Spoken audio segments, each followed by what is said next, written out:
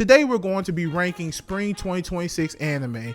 And of course I made a video like this before with the winter 2026 anime. You can go check out that video on my channel as well. So with that being said, don't forget to like, comment, share, subscribe, hit the bell notification so you guys don't miss any of my videos. And please make sure to hit the hype button if you are watching on the YouTube mobile app. Liking, comment, and subscribing takes the channel a long way, and I really appreciate it. I know I've been gone for a minute, and I do apologize. Just had a lot of things going on in life, mentally, and actual life things going on. Hell, still going through those life things going on, but thanks to a listening ear and thanks to someone who's always been supporting me, I'm going to continue making the content basically for my enjoyment and basically for the fun of what I like to do, because I do like enjoying making content. But with that being said, here's how everything's gonna go. So of course it's gonna be ranked the same way how I ranked it before, which is a weekly watch or watch on my own time. Basically what these ranks mean is if it's put on the weekly watch, that means it's going to get a trailer reaction from me. If it's put on the watch on my own time, it will not get a trailer reaction, and I will probably not waste my time in regards to watching any of the stuff whenever it comes out. Now mind you, it could change my mind, you never know. Also, another thing, it seems that I have started early. The last time I started a little late because some of these animes already had episodes coming out, but it looks like the majority of animes that I've chosen don't even have their first episode out yet, unless it was a continuation from something. But remember, these are all new series, no sequels, no continuations of anything. So these are all brand new series that will be released of spring of 2026. Now mind you, I can't go through all of them. This is based on what looks cool to me or something that I honestly have prior knowledge to. So with that being said, let's go ahead and jump into it. You guys are here to see the rankings. So use this site right here to use it, and here are all the animes on this side here. So we're going to start off with the first anime, which is this one right here called Eren the Southpaw. Looks like it is based on a manga. So let's go ahead and read the plot and see what we think about it. So Koichi Asakura struggles with the limitations of his own talent, but still hangs on to the dream of one day becoming a somebody. Meanwhile, Eren Yamagishi is a tremendously gifted artist who must deal with the pain and loneliness that comes from being a genius. These two have a fateful encounter in high school and will eventually go their separate ways, one as a designer in a major advertising agency and the other as an artist based in New York. A mediocre talent and a genius, the two opposites go through failures and setbacks as they try to discover who they really are. This sounds like a very coming of age story, a very mature story. And in all honesty and fairness, I'm actually here for stories like that. Now, do I believe it's a weekly watch for me? That is the question. Also, you see it's not showing anywhere where this anime will be streamed. He even says here, we aren't aware of any official ways to watch this title. So there are no official ways. We haven't heard anything yet, but we still got a good bit of time left. We got 21 days left before this anime even airs. So I'm sure a streaming service is going to pick it up before it gets aired. But overall, with the plot and everything, I would say Eren the Southpaw, it can go into a weekly watch. Most definitely. The next anime we're going to be talking about today is called Kill Blue. Now, I've heard about Kill Blue because this is a Shonen Jump manga that got an anime. I read some of the manga, like some of it. I didn't read a lot of it, but I read some of it. Seems cool, but we're going to go ahead and go straight into the plot.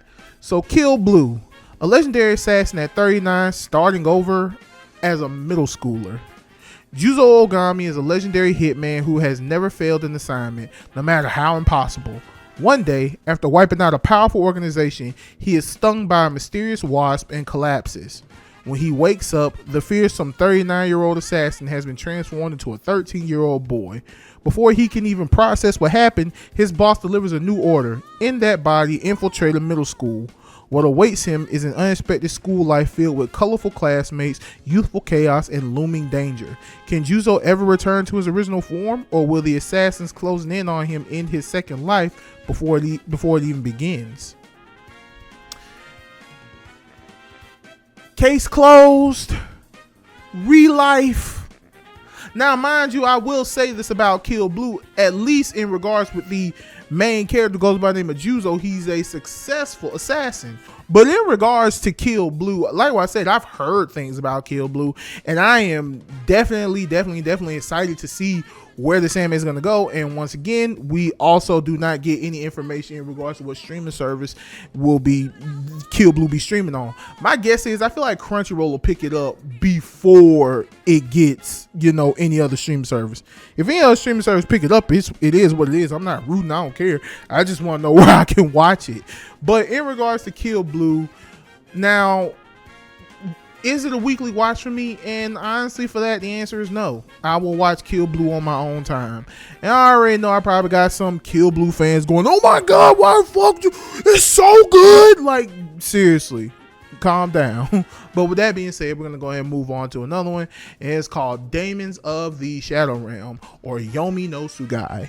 Now, let me go ahead and tell you guys this right now. This is the most anticipated anime for me for spring of 2026. It's tied with another that's on this list, but this is the anime that I am most anticipated for the year of 2026. And the reason why I say that is because Yomi no Tsugai, aka Demons of the Shadow Realm, is created by the same person who did Full Metal Alchemist Brotherhood. And if you know about Full Metal Alchemist Brotherhood, you know greatness. So I feel like this would suffice. Now, mind you, you shouldn't judge, a production based on previous works. But Full Metal Alchemist Brotherhood was a masterpiece. And I honestly, wholeheartedly feel like Demons of the Shadow Realm will do the same thing. And I'm not just saying this blindly, because I read some of the manga. I read enough of the manga good enough to know that this can cook. This can do a great job. And it looks like Crunchyroll already picked it up. Good for them. So now we know where we can watch it. Like what I said, this is one of the most anticipated animes of spring 2026 for me. Now, before you say anything, yes, who gives a fuck? It's already going on the weekly watch because I said it's the most anticipated anime for me. But we're still going to read the plot for those who are interested in possibly watching this as well. And it also says 2 cores back to back. That means we're probably going to get a 24 episode first season. Hyped? Absolutely. Now, with that being said, we're going to go ahead and move on to the plot. In a world where certain humans command mighty supernatural duos called demons, it is the birthright of the children who sunder day and night, twins Yuru and Asa, to rule over these powerful entities. Separated from a young age and unaware of the truth of their birth, brother and sister must fight to make their way back to each other, claim their birthright, and save the world. And that is the truth.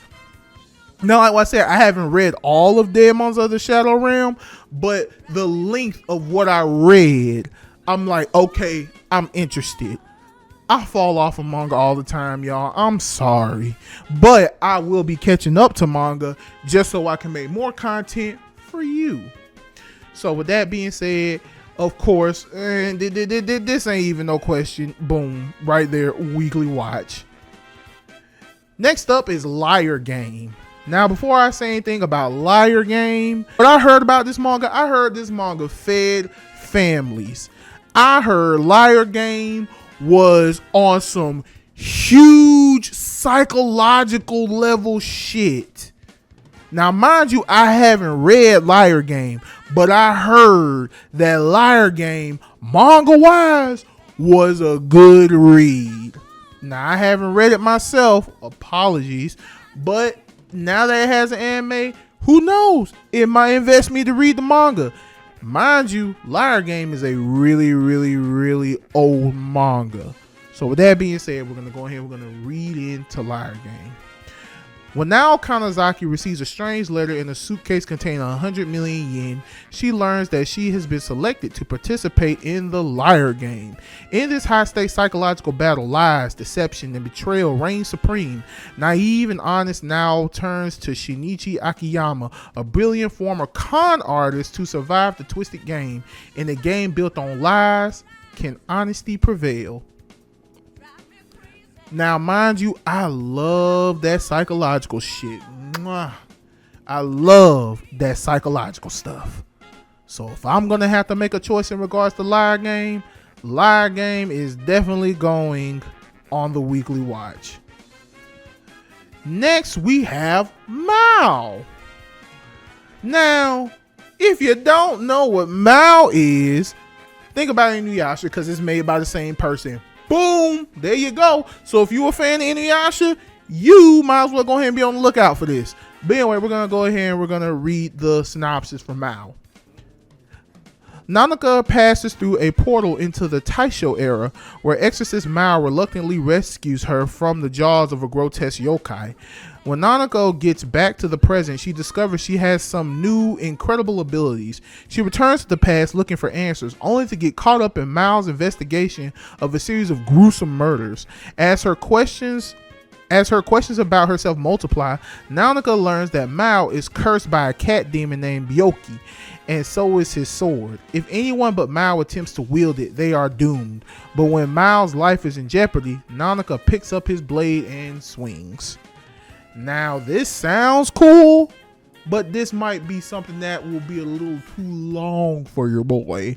But I feel like I could also be interested in this as well, because I do like exorcists and the supernatural stuff. That's why I like stuff like Yu Yu Hakusho, Bleach, Jujutsu Kaisen. Like, that's why I love those types of animes.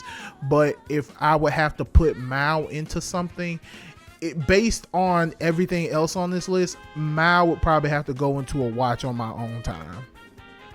Next, we have Marriage Toxin. Now, y'all remember when I told you that Demons of the Shadow Realm is tied with one anime that I'm the most anticipated for? Marriage Toxin is that other anime that I'm very anticipated for the release of spring 2026. I have read a good bit of the manga to know that this anime can cook on both the action level and a comedy level 100%. Now, clearly this is going into the weekly watch, but who cares? But anywho, we're gonna go ahead and read the plot for Marriage Toxin. For centuries, the deadly arts have been perfected by those known as the Masters. Among them, the poison masters of the 5 great families hold the most fearsome power and influence. Hikaru Gero, heir to the poison masters Gero family, has lived his entire life in the underworld, far removed from love or marriage. But when the Gero family head decrees that Hikaru's sister must bear an heir to preserve the bloodline by force if necessary, Hikaru resolves to protect her at all costs. It is then that Hikaru encounters Mei Kinosaki, a brilliant marriage swindler who becomes the target of his latest job. Realizing that the only way of solving the family succession problem and protecting his sister is through marriage, Hikaru impulsively asks Mei for help in finding a bride. That's the first time anyone's ever proposed like that. And so, with the cunning marriage swindler Mei as his advisor, elite assassin Hikaru embarks on the most challenging mission of his life, finding a wife. Their goal, the ultimate marriage. This is the world's toughest mission for love, brought to you by the ultimate duo, an assassin and a marriage swindler. To win love, you got to play with poison. A high-stakes mission for the ultimate duo begins. Now, once again, it's showing that Marriage Toxin, they don't know where Marriage Toxin is going to be aired. Once again, my guess is probably Crunchyroll. If not Crunchyroll, then maybe Hulu or Netflix is going to pick it up. Who cares? Got 21 days left. But Marriage Toxin, this anime here, I love it. I say I love it like I seen it. I ain't seen it. But basically, this manga, I love it. Now, mind you, I need to reset Marriage Toxin because I need to get my knowledge back. But when I read it, it was such a good read. It was so good. Like, I was locked in. So with that being said, clearly we already know where Marriage Toxin is going to go. It's going to go into the weekly watch. Of course, it's going to go into the weekly watch. Like, where else is it going to go? Seriously. Next, we're going to move on to Petals of Reincarnation. Petals of Reincarnation. Okay, so basically the plot of Petals of Reincarnation is growing up constantly compared to his genius older brother, Toya Senji has a deep inferiority complex over his perceived lack of talent. For Toya, his academic achievement is his final stronghold, but despite consistently ranking in the top 100 in national mock exams, he remains dissatisfied. One day, Toya witnesses his classmate Haito Luo Buffet engage in battle with a serial killer. Or Buffett? Is it Haito Luo Buffett? I thought I said buffet, but whatever. Afterwards, he finds out about the supernatural Stern of Reincarnation and that Haito is what's called a returner. In disbelief, Toya learns that with the power of the Stern of Reincarnation, you can return from self-inflicted death and thereby gain the talents of a past life. That's even more interesting, and it looks like we got the first one. It looks like High Dive is picking this one up. High Dive said, no, we're going to take that off your hands. Now, it sounds interesting, but I feel like it can go down so bad. So if I would have to say where Petals of Reincarnation would go, I'm going to probably put Petals of Reincarnation in Watch on My Own Time. Now, the last one we have on the list is called Monster Eater. Okay, it's based off of a webtoon. All right, so here we go. Rudd's a nobody, just an E-rank adventurer with a seemingly useless talent of status immunity. An outcast in the city obsessed with labyrinth crawling, he's stuck scraping by as a grubby forager, navigating guild politics and backstabbing adventurers just to survive. But when a betrayal leaves him for dead without any supplies or help, he does the unthinkable and consumes the flesh of fallen monsters. Interesting. So he gains power from eating monsters. What's the name of that one anime where apparently they cook up monsters? I forgot what it's called. It's not the campfire cooking one. It's something else. Delicious in Dungeon. That's what it's called. The Delicious in Dungeon. Now, I don't know if this is going to be like his ability. Like, does he get stronger as he devours the monsters? I'm not entirely sure. But hopefully that's the premise. It sounds cool. I don't have a problem with this. So if I would have to make a choice in regards to Monster Eater based on the premise alone, I would watch it. So I would put it on the weekly watch. That is not bad. I got 1, 2, 3, 4, 5 trailers to do, and these other 3 are just going to be watched on my own time. So yeah, there we go. Those were the animes that interested me based on the pictures and, you know, the genres of the anime because mind you, before I made this video, I did not read the premise. I just saw the picture and I saw stuff that seemed familiar, like Demons of the Shadow Realm and of course Marriage Toxin. But overall, it seems like spring is going to be a good season for sequels. Because there are a lot of freaking sequels that I am way down anticipating for. Sequels and returns.